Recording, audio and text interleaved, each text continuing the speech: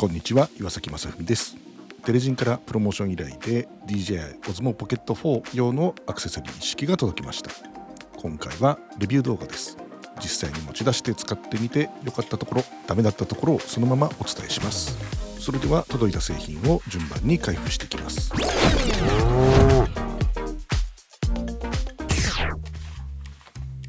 まずはこちらのケース、ソフトケースになっています。ポケット3とポケット4どちらでも使えるみたいです。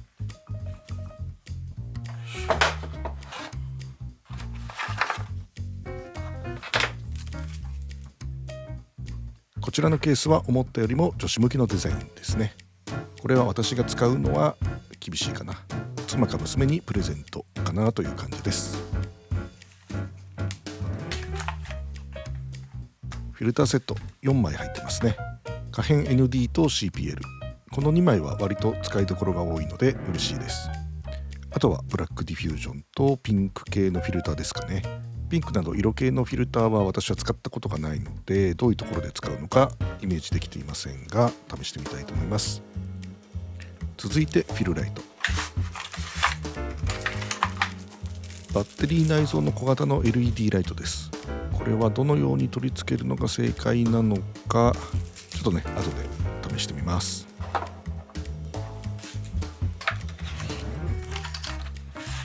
バッテリー、これは純正よりもかなり見た目長いですね。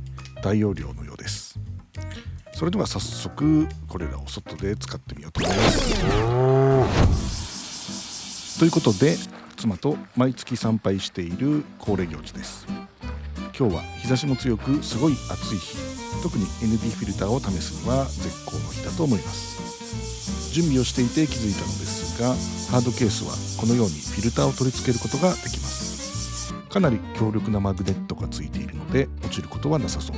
純正ポケット3のケースはフィルターをなくすのがユーザーあるあるでした。私も広角レンズフィルターをケースに取り付けていたのに、いつの間にかなくなって買い直したということがあります。同様のことを報告している声は YouTube や SNS などで頻繁に見ました。このケースであれば落としたりなくすことはなさそうなので、これはすごく良いですね。しかも4個もつきます。ポケット3の純正ケースは2個でしたからね。私の場合はピンクフィルターをやめて広角レンズフィルターにすると思いますが、今日のところはレビューしなければなりませんので、この4枚のセットを取り付けておきます。今回はハードケースを私、ソフトケースを妻にしました。ハードの方はこのようにパカッと開いてすぐに使えるポケット3の純正ケースに慣れている私はこちらの方がしっくりきます。フィルターもしまいますしね。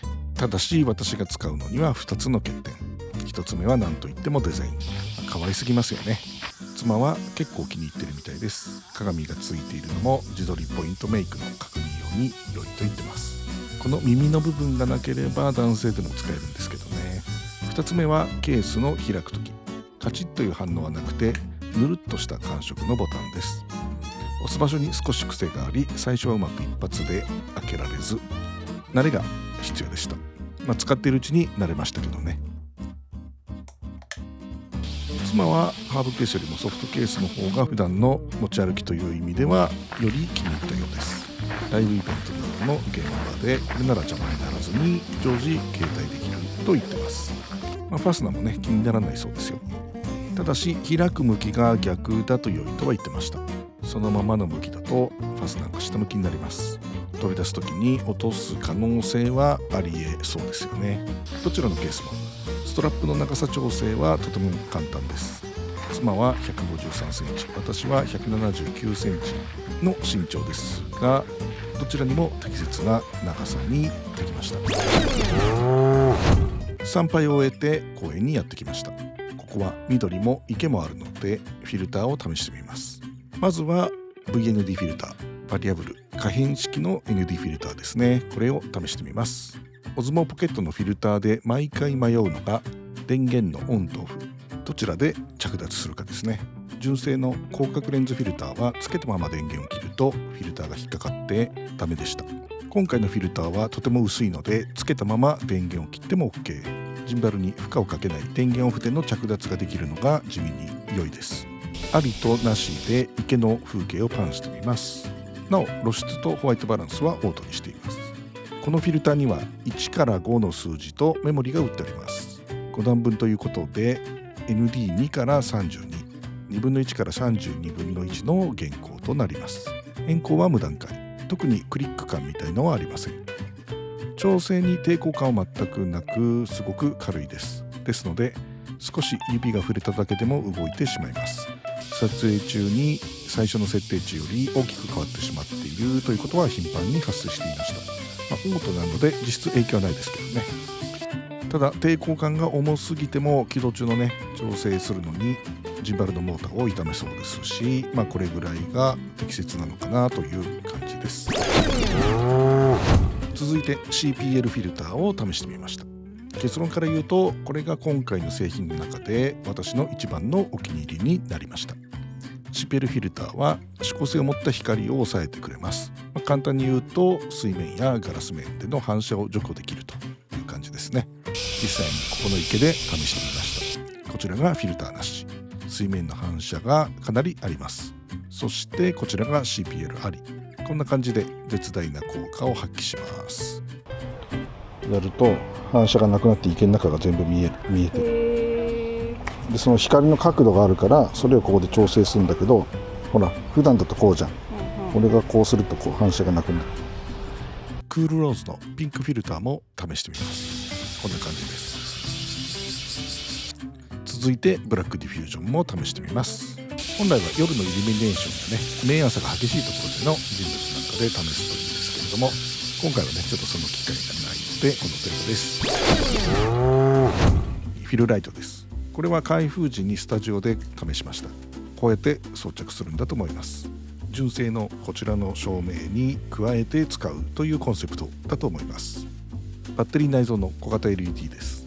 ただ単独で充電が必要な点と取り回しを考えると、正直これの出番は私にはないかなという感じです。こんな感じで色温度と明るさは変えれます。おそらく3200から5600ケルビンの間ぐらいかなという印象です。スタジオを暗くして試してみましたが、フィルライトありだとこんな感じで、なしだとこんな感じ、効果はありますよね。再びフィルライトありでフィルライトなしっていう感じです。ただ普段小型の薄い LED ライトを別で持ち歩いてるのでどうかな、私にはっていう感じです。最後にバッテリーです。今回はライブ比較テストはしません。ポケット3、4はもともとね長時間持ちます。だいたい90分ぐらいのライブであればいつもまるっと撮れてます。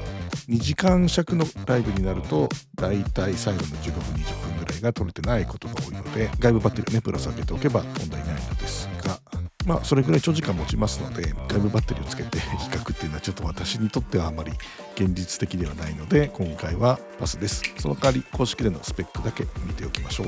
容量は 5000mAh とのことですので、ポケット4の稼働最大 1.3 回分ですかね伸ばせると思います。撮影しながらの給電が可能で、純正同様に三脚などついています。少し長くても大容量欲しい人には純正よりも良いかもしれませんね。 LED がついているので充電状況も分かるのが良いです。接点部分にはこのような蓋があります。これ絶対なくすやつですよね。私は間違いなくなくすと思います。純正には蓋がないですし、なくなっても機能的には問題ないので別にあって困るものではないのですが、むしろ蓋での接点カバーは接点の汚れ防止という意味ではあった方が良いとは思います。ただ私の場合はまず間違いなくなくすと思います。ということで今回はテレジンからご提供いただいた DJI Osmo Pocket 4関連のアクセサリーのレビューでした。私の場合はですが、ハードケースとフィルターはレギュラーで使うことになると思います。デザインは私には合わないですけれども、機能性は良いので妻が持ち歩くことになるかもしれませんけれどもね。バッテリーも大容量ですし、この手のものはどれだけあっても困らないです。ソフトケースもイベント撮影時にはスタッフに持たせるのにちょうど良さそうです。ポケット4の純正ケースだと屋外での運用しにくいですからね。結局裸でポケットに突っ込んでっていうのが私も多かったのですが、このケースなら手ぶらで持ち運べます。すぐに取り出せるので悪くないかなと思います。ありがたく使わせていただきます。ということでこの辺で、今回取り上げた製品が気になった人は概要欄リンク、Amazon Amazon などからご購入ください。それではまた